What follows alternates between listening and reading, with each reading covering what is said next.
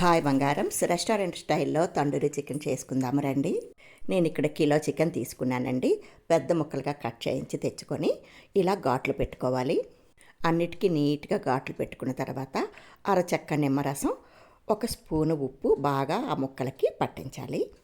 అలా ఉప్పు నిమ్మరసం పట్టించడం వల్ల నీసు వాసన ఉండదు, ముక్కకి మంచి టేస్ట్ కూడా వస్తుంది.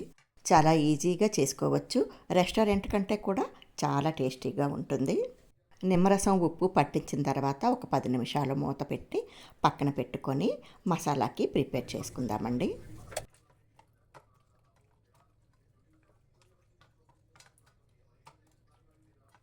మసాలా కోసం 3 స్పూన్లు పెరుగు తీసుకోవాలి. పెరుగు మాత్రం చిక్కగా ఉండాలండి, పలుచగా అస్సలు ఉండకూడదు. స్పూను ఉప్పు, కొద్దిగా పసుపు, తగినంత అల్లం వెల్లుల్లి పేస్ట్, తగినంత కారం, 1 స్పూన్ గరం మసాలా, 1 స్పూన్ తండూరి మసాలా, కొద్దిగా జీలకర్ర పొడి, కొద్దిగా ధనియాల పొడి, కొద్దిగా మిరియాల పొడి. మీ దగ్గర తండూరి మసాలా లేకపోతే మామూలు చికెన్ మసాలా అయినా వేసుకోవచ్చు. ఒక పెద్ద స్పూను ఆయిల్ వేసుకోండి.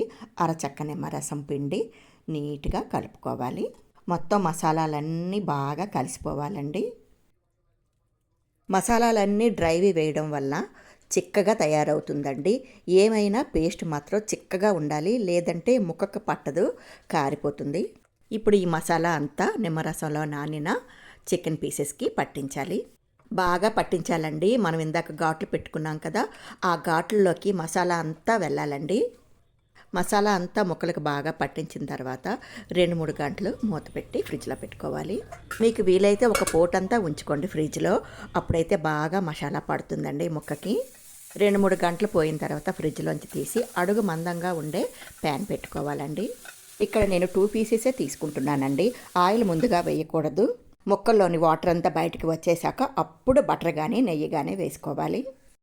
చికెన్లోని వాటర్ అంతా డ్రై అయిపోయాక 1 స్పూన్ నెయ్యి వేసుకొని మూత పెట్టి 5 నిమిషాలు సిమ్లో పెట్టి ఉడికించుకోవాలి. ఈ ప్రాసెస్ అంతా సిమ్లోనే చేయాలండి, లేదంటే మాడిపోతుంది. 5 నిమిషాలు పోయాక మూత తీసి ఇటు అటు టర్న్ చేస్తూ వేపుకోవాలండి. మసాలా అంతా ముక్కలకి వేపుతూ పట్టించాలి. ఎక్కువ ఆయిల్ పట్టదు, చాలా ఈజీగా చేసుకోవచ్చండి. తండూరి అంటే భయపడిపోతారు చాలామంది, కానీ చాలా ఈజీ అండి.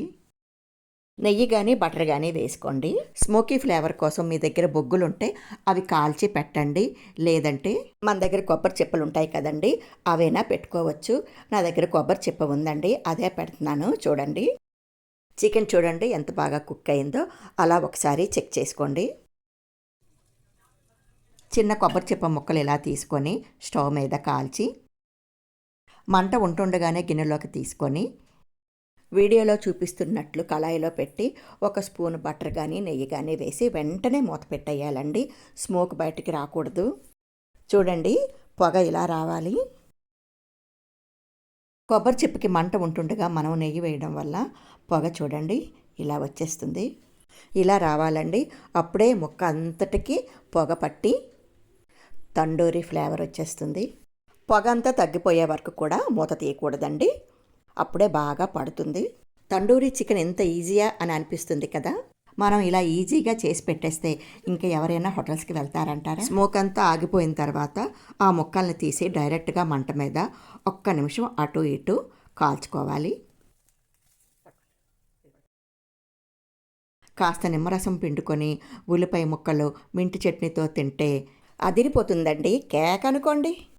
చూడండి మా బాబు ఏమంటున్నాడో వినండి. బాయ్ బంగారామ్స్.